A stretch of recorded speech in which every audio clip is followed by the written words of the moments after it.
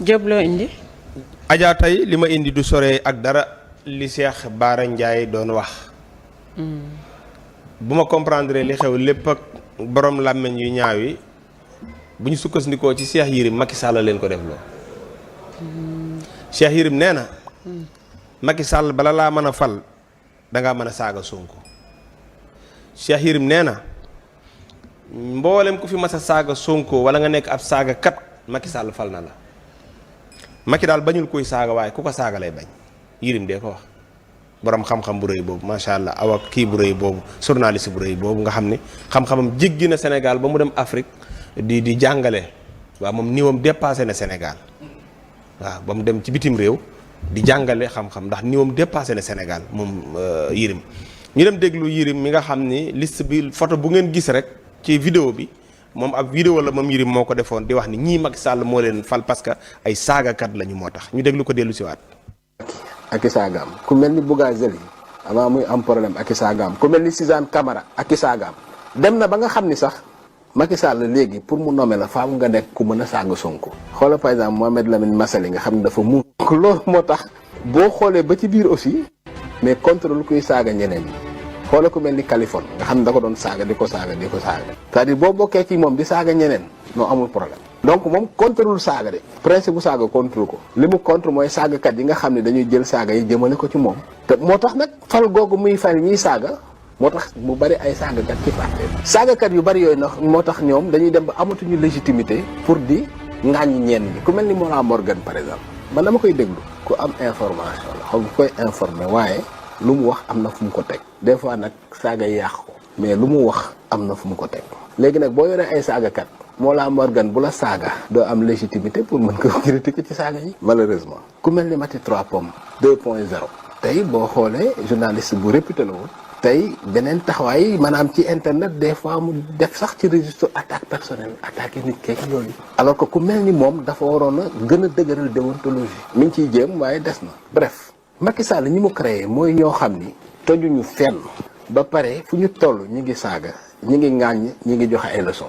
ñoom laa woowee ci livre bi des gens qui n'ont pulvérisé nulle part ma bëggoon traduire tojuñu fenn ma ni ces gens là n'ont pulvérisé nulle part maanaam tojuñu fenn ba pare ren fekk ñi ngi dana ay leçons di sonal di wax di def n'importe quoi Mame Matar Gueye nouvelle version régime Macky Sall moo ko créé xam nga lu tax Macky Sall à force mu bëgg am gain politique ci lépp lu mu jàpp ni lii opinion bi moo ko wax rek da ciy jox suite tey par exemple bu ñu toogoon tey ay agitateur wax ni ci def na lii xaw ma na nag la voilà mi ngi noonu kii Yérim la xaritu Macky Sall la naam ndax ci Brésil moom liggéey nañ lu yàgg ak lu bare xaritu Macky Sall la wax lii nee na sama xarit bi bala laa mën a fal da ngaa mën a saaga te faaw nga mën a saaga Sonko ñooñu mu lim nag am na ci koo xam ne tey jàpp nañ ko am na ci ñoo xam ne dégg naa ni seeni dossier mi ngi en cours parce que nag saaga nañ fi ku nekk wax nañ fu lu ne saaga tappit ñëpp di dégg teewul ñu leen di romb de gauche à droite loo jàpp ni moo waral gars yi génnewaat vidéo bi ba foo saa yoo faxasee ci TikTok bi rek dajeeg moom. waaw xam nga Yérim moom boo dégloo ay waxam rek da ngay gis ni boo defut ndànk rek daf lay watat fi mu la bëgg a jëmee. waaw mais Yérim bi muy wax ji moom dafa jotatutoon Macky Sall la. jot ko woon. waaw léegi mu saaga ko. parce que wax ji saaga la quoi maanaam ci beneen façon saaga la boobu jotu waaw comprendre nga parce que da ko wax ne ko boo wuyuwut ma delloo la saaga yi pour ko defee askan wi xam li nga xamante ni bii mooy yëf yi ci la commencé lim ñi nga xam ne bii mooy kii gis nga ko ni mu sexalee Mollah Morgan waaw kii ak affaire yooyu quoi maanaam nee na ko am info la waaw te saagaam day légitime waaw kii am day légitime day def nii comprendre nga jël ñi nga xamante ne ñoo sës ci président Macky Sall yëpp mu wane ko Yérim mii moom it loolu rek la ko président doon doyee moom it parce que saa yu génn naan buy wax ak askan wi li mu leen di wax daanaka sore wut ak ay saaga parce que fii la taxaw ne nañu rey waaw bay boo 99% dee waaw bu yabul loolu saaga aw askan la comprendre moom mooy moom dafa bëgg a wax ne président Macky Sall sa saagakat yi ay saagakat yu ndaw man maay xalif bi man maa leen parce que man dinaa ko defee ci forme boo xamante ni comprendre que ni lii ngay def ñii ay petit lañ. waaw mën naa saaga ci télé yi ay boccaam buñ lañ quoi comprendre li nga bëgg waaw voilà mais man mën naa saaga ci télé yi ci rajo yi. voilà man mën naa ko def noo xamante ni bi tey day nekk ci télé yi day nekk ci kii day nekk fépp ba noppi nit ñi mën koy waxtaanee comprendre c'est que Yérim genre nit ñooñu la quoi.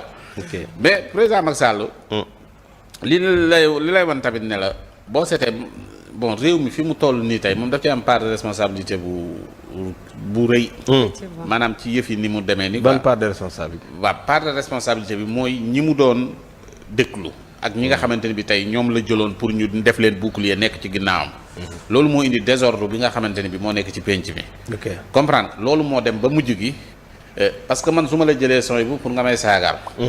maanaam buñ ma saagaa. ka ma saaga man mën naa dem jàpp ji ko mais yow bi may saagaal moom bàyyi naa la fi yow léegi ngay wër di ma saagaal. waaw loolu moo dem ba indi affaire yu mel noonu ba gars yi defee ne am nañ. ba jaxle loolu moo waroon ku génn mu saaga. waaw ñoom xam nga ñoom nguur gi dafa soppeeku te dafa mel ni yëguñu ko. yëguguñ ñi nguur gi kii na. parce que bu dee yaa ngi toog ba léegi peut-être yenn yi mi ngi commencé di ñëw booy kii wala affaire yi dina baax dara daggut. comprendre nga. léegi nga defe ne yow ba léegi yaa ngi ci li nga ne woon fekk na yëf yi changé na nag. comprendre nga yëf yi moom soppeeku na. mais en tout cas pour te dire que ni saaga moom jaaduwul. nit mën nga bañ a bokk ak nit ay gis-gis. ngeen a bañ a bokk ay xalaat. bon pour man boo ñun ñëpp dañuy war a waxtaanee réew mi. am na ñoo xamante ne bii tey ànduñu ak président Diomaye. am nañ pour wax ni ànduñoo ak moom. si waaye tamit liy développé réew. parce que ñàkk ànd ak nit sax. da ngay dimbali nit ki. waaw parce que pareen saa yi ànd am na ñoo xam ne mën nañu ànd ak yow mais duñ la wax dëgg mais pareen saa yi am na ñoo xamante ni bi tey mën nañu bañ a ànd ak yow mais liñ lay wax dëgg la. parce que tey man jàpp naa ne président Macky Sall toll na benn période boo xam ne su déglu woon nit ñi. am na foo xam ne yëf yi du fa yegg. te man jàpp naa ni sax. bi mu demee ba bëgg a dëpp. nit ñi la déglu bàyyi na ay jegeñaaleem parce que jegeñaaleem yi ko wëroon ci luñ ko doon bumax. ñoo ko bu max ba mu dem ba gis ni lii du jàmm comprendre nga si donc mu daa dee dëpp li ko dëpploo man jàpp naa ne foofu la dégloo nit ñi peut-être déglu na njaboot gu ko gën a jege wala mu dégg keneen koo xamante ni kii raisonné na ko mu xam ne li mu nekk kii wut parce que ñi ngi doon fàtte sax Souleymane Jules Diop it ba mu taralee mbir yi ca la ko indi ni ko kaay nekk ba moom xam nga moom nekkul ni dafa falu rek maanaam avant muy ñëw dafa am ay kiiwam xam nga Souleymane Jules Diop waxoon na ko fi wax joo xamante ni bi moo ko crédibiliser ba nit ñi jàppoon ni sax Souleymane Jules Diop àndut ak moom. mais xam nga pare na saay boo nekkee ci benn kii mën nga jékki-jékki wax waa ji kii ma tuuti. waaw daggal ma wala nga xas ma kii. bu ko defee pour kii parce que après ci xam nga Souleymane Jules Diop kenn xalaatutoon ni. Macky Sall la àndal. xam nga kenn xalaatu ko woon. bi muy ñëw fii ak rasta yi di jooy. waaw naan nii gars yi naan non kii ndekete ñu invité ko ci prester serment bi. yaa ngi dégg. xam nga boobu Souleymane Jules Diop nit ñëpp dañ ko dëkkale woon ne waaye Idriss Seck la lii la comprendre moom lay liggéeyal moom lay kii. waaw foofu nag président Macky Sall joué nag yoo xamante ni bii tey bi mu koy dox nit ñi xamuñu ko. maanaam moom teel na xam système bi xam nga bul fàtte ni magi di clic xaw ma di lan. moo ko fi doon wax Macky Sall dafa teel a nand yëf yi. Macky Sall dafa amoon avance ci politiciens yi de. maanaam moo tax bi ko Sonko doxee ci kawam mu jaaxle. ok waaw parce que foogul woon li xew daal. waaw parce que man jàpp naa ni nguur a ko sànq ba tax affaire yu bari réer ko. mais bi muy ñëw boobu dafa ànd ak jamono xam yëf yi. mais xam nga pareen saay. nguuru boo nguuroo rek. looloo ko yóbbee woon rek da ngay perdre lu bari quoi. looloo ko yóbbee woon mu ni marabout yi ay citoyens simple lañ. waaw parce que yooyu ay mbir la yoo xamante ni bii man jàpp naa ni. mooy loo xamante ni bii moo ko kii quoi moo ko loolu moo ko. voilà mi ngi noonu mi ngi fàttali sax ni président Macky Sall bi mu ñëwee moo indi woon Ndiogou ak Seck. waaw ci la créé woon il est midi. voilà waaw il est midi waaw jërëjëf. xam nga il est midi. comprendre nga c'est que yooyu yëpp. Pape dénoncé na ko ba tàyyi sax. waaw yooyu yëpp nekk na yoo xamante moom teel na xam yëf yi. ku teel a xam yëf yi mais nag maanaam li mu jiwoon moom la récolté. maanaam moom moo jebbi waaw. ci kawam moo tax après affaire yi jebbi. wax nga dëgg de. parce que am na loo xamante ni mënoo ko def ba noppi après gi moo tax c'est que yow daan nga ko def. di man laax kay damay ragal saagakat yàlla bu ñu mujj di ko saaga. ah ben foofu la affaire yi mujj. ñii nii. foofu la affaire yi mujj. affaire yi mën nañ bul bi mën naa tourné ci moom.